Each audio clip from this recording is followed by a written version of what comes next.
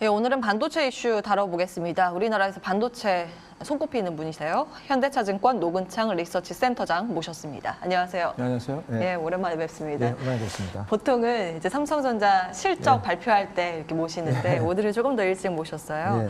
그 반도체 이슈가 워낙 이제 여러 가지가 있고 네. 쇼티지 나면서 귀한 몸값을 자랑하고 있는 와중에 네. 또 인텔이 여기에 승부수를 던지면서 더 크게 그러니까요. 주목을 받고 있거든요. 네. 어떻게 보세요?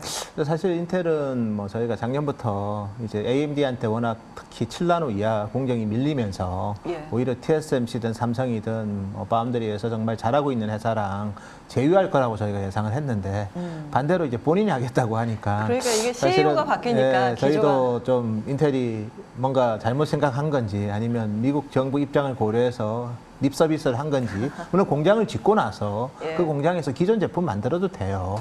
굳이 외부 파운드리 고객이 없으면 기존 제품 만들 수 있죠. 근데 왜냐하면 투자 세액에 대해서 40% 미국 정부가 공제를 해주고 있고요. 예. 거기다가 지금 뭐 인프라든 뭐 R&D든 이런 비용 지원을 하기 때문에 물론 인텔이 돈이 없어서 그러지는 않겠지만 어쨌든 저희가 봤을 때는 조금은 시장이 예상하고는 다른 얘기를 해서 조금은 저희도 당황스럽긴 합니다. 다만 지금은 이제 인텔도 7나노 이하 공정 전환이 안 돼서 AMD한테 시장 점유율을 뺏기는 상태에서 예. 핵심 협력사랑 경쟁자가 된다는 거는 뭐 결코 즐거운 일이 아닐 거고 두 번째는 인텔이 하는 비즈니스 자체가 여전히 썩어도 준치라고요. 영업이익률이 30% 나옵니다. 근데 그렇죠. 파운드리 같은 경우에는 TSMC를 제외하고는 대부분 10에서 15% 나오는데 그 정도 마진에 귀찮은 일을 인텔이 적극적으로 할까?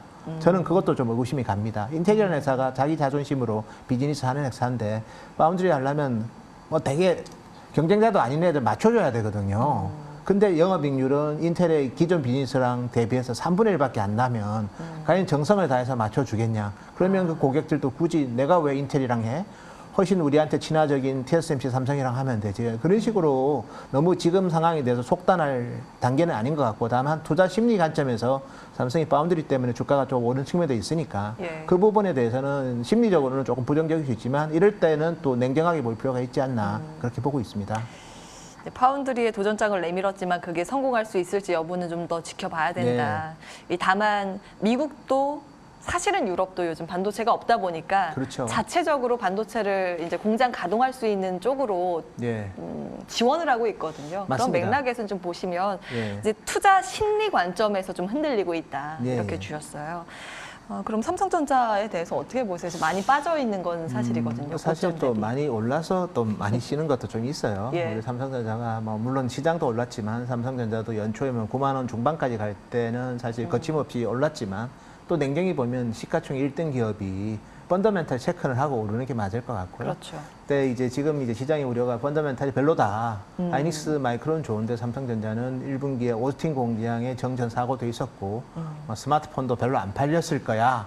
그런 일반적인 좀 우려 때문에 1분기 실적에 대한 컨센서스가 되게 낮아지면서 예. 삼성의 주가가 좀 더 하락을 한 것 같아요. 근데 결국은 이제 껍질을 벗겨봐야 될 것 같아요. 아마 다음 주 정도 되면 잠정 실적이 나올 것 같은데 저희가 파악하기로는 이제 삼성 스마트폰 되게 1분기 잘했고요. 우리 예. 예상을 상당히 상당히 하여튼 되게 상회할 정도로 괜찮은 실적이 나올 것 같고요. 예. S21이 뭐 상당히 판매가 좋았고 스마트폰 출하량도 좋았고 그리고 오스틴 공장 이슈는 아마 비용으로 다 많이 반영될 것 같아요.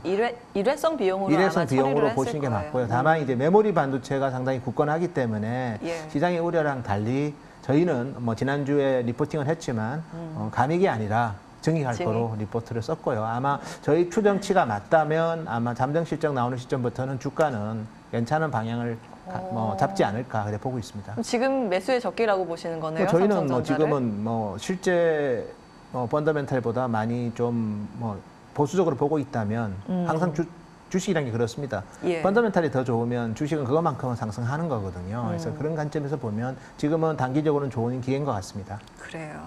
4월 6일에 삼성전자 1분기 잠정 실적 발표가 예정이 돼 있습니다. 그를 기점으로 펀더멘털이 튼튼한 걸 확인하고 나서 주가의 방향성 위쪽으로 열 가능성이 높다. 이렇게 말씀을 주신 거고요. 지금 정도의 가격대면 부담 없이 담아볼 만하다라는 관점에서 말씀을 주고 계십니다.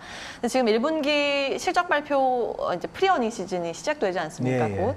그렇게 되면 1분기에 예상보다 더 좋게 나올 기업이 무엇인가라고 가장 먼저 거론되는 두 기업은 삼성전자하고 SK 하이닉스입니다. 네, 예. 근데 SK 하이닉스에 대해서는 어떻게 보세요? 하이닉스도 저희가 리포팅을 이미 했고요. 그래서 매출액 한 8.5조에 영업이익 1.4조 정도 나옵니다. 시장 예상치를 좀 상회하는 상황이고, 물론 이제 하이닉스는 잘 나올 거란 기대치가 크죠. 왜냐하면 너무나 쉽게 그걸 찾을 수 있는 게 메모리 가격이 많이 올랐잖아요. 그렇죠. 근데 하이닉스 실적이 나쁘게 나올 수도 없는 상황이고, 다만 이제 고무적인 거는 서버 디램 수요가 되게 좋은데요. 서버 디램은 또 하이닉스가 제일 잘하는 제품이에요. 그래서 예. 우리 시장이 예상하는 것보다 출하량 증가율도 되게 크고, 예. 여기에 이제 2분기가 되면 낸드 플래시 가격도 오르는데 하이닉스가 아마 2분기에 조심스럽게 낸드 사업이 흑자 전환할 가능성도 큽니다. 그러면 적자 흑자 전환하면 그거는 효과가 더 큰 거거든요, 실적에는. 예. 그래서 뭐 하이닉스도 사실 최근에 실적 좋은 거 알매도 불구하고 주가가 더 이상 이제 못 오르고 있는데, 결국 이제 삼성전자가 실적 시즌에 스타트를 좀 순조롭게 끊어주면, 이 반도체가 뭐 결국은 공급 부족의 가장 큰 수혜 산업은 칩 메이커구나, 그런 거를 알게 된다면 아마 시장은 어차피 큰 성격은 뭐 유동성 장세에서 실적 장세로 간다고 대부분 보고 있잖아요. 그러면 실적 좋은 기업 사는 게 맞는 거고, 그 좋은 실적에 우리나라의 칩 메이커 두 회사가 자리 잡고 있다는 거, 그건 분명한 것 같습니다.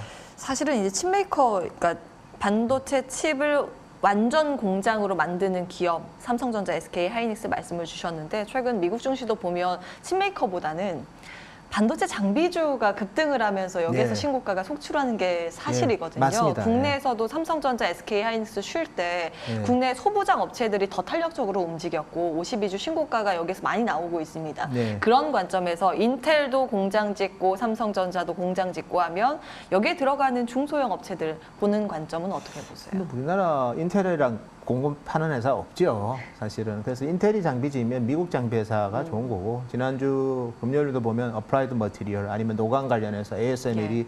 상당히 급등을 했습니다. 그래서 자동차 반도체뿐만 아니라 글로벌하게 파운드리 수요가 상당히 좋은데, 어쨌든 투자 여력을 좀 높여야 됩니다. 그래서 메모리 쪽도 낸드 같은 경우에는 투자를 좀 더 해야 되고, 디램도 사실은 투자가 많이 필요한 상황이에요. 그래서 그냥 글로벌 장비 회사들 관심 있게 보시는 게 맞을 것 같고, 국내 반도체 장비에서 고른다면 파운드리랑 낸드 비중 높은 회사가 좀 좋을 것 같습니다. 아하. 네. 중소형 반도체 소부장 쪽 본다면 차라리 미국 기업을 보는 게 맞고, 예, 국내에서 본다면 파운드리 쪽이나 하고 낸드 마블, 쪽. 낸드 플래시, 예. 그러니까 메모리 중에서 메모리 반도체를 만드는 회사. 그러니까 낸드 디램보다는 플래시 쪽. 예. 낸드가 좀 투자가 많을 것 같아요. 디램보다는? 예, 그거를 사실- 좀 보시면서. 먼저는 디램이 오르긴 했는데 이제 뒤따라갈 거라는 관점으로 보시는 것 같네요. 낸드 물론 플래시가. 삼성이 작년에 투자를 별로 못했기 때문에 올해는 낸드 투자를 좀 할 것 같습니다. 예. 투자 포인트 그렇게 이제 중소형 업체 보시는 분들 잡으시면 되겠고요. 마지막으로 우리 시장 전반적인 이제 삼성전자가 실적에 이제 축포를 터뜨리면 어떤 영향력을 줄 것인가, 지수상으로나 이제 투자 전략 관점에서는 그래서 어떻게 사실은 보세요? 이제 좀 3천 내에서 지금 계속해서 뭐 국채 금리 때문에 불안해하는데, 삼성전자가 이제 축포를 터뜨리면 예. 실적 시즌에 역시 한국이 주인공이구나, 그걸 한 번 더 느낄 것 같아요. 작년에 우리 코스피가 많이 오른 거는 사실은 나스닥처럼 첨단 기업들이 많이 상장돼 있어 그런데, 어쨌든 우리나라 대표 기업인 삼성전자가 다양한 노이즈가 많았잖아요. 오스틴 공장 정전, 그다음에 스마트폰 관련된 이슈, 이럼에도 불구하고 정말 차별화된 실적을 보여준다면, 역시 이 포스트 코로나의 주인공은 우리나라의 첨단 기업이라고 생각을 할 것 같고, 그러면서 이제 좀 전체적인 수급이 바뀌지 않을까. 기관 투자가든 외국인 투자자든 전체적으로 한국을 외면하고는 안 되겠다, 그런 생각을 아마 실적 시즌에 한 번 더 느끼지 않을까, 그렇게 보고 있습니다. 예. 이제 실적이 시장의 가장 중요한 테마다라는 이야기 많은 분들 해주고 계십니다. 여기서 말씀 정리할게요. 현대차증권 노근창 리서치 센터장과 함께했습니다. 말씀 고맙습니다. 네, 감사합니다. 예, 출발 마케돈 후반부 준비된 순서는 여기까지입니다. 이제 저희가 스튜디오를 옮기고 진행을 하다 보니까 여러 가지 시스템 문제가 있었습니다. 양해 부탁드리기 바라겠고요. 내일부터 또 정상적으로 가동을 하면서 열심히 할 것을 말씀드리도록 하겠습니다. 근데 오늘 시장이요, 이제 수급 압박을 받으면서 지수가 강하게 치고 가진 못하고 있습니다. 오늘 정말 수급 중요한 관점으로 바라보시면서 대응 전략 세우셔야겠고요. 이 시각 현재 기관이 2,800억 원 매도 포지션 잡고 있습니다. 코스닥도 마찬가지의 흐름인데요. 개인만 사자세를 보이고 있고 722억 원의 순매수 기록하고 있습니다.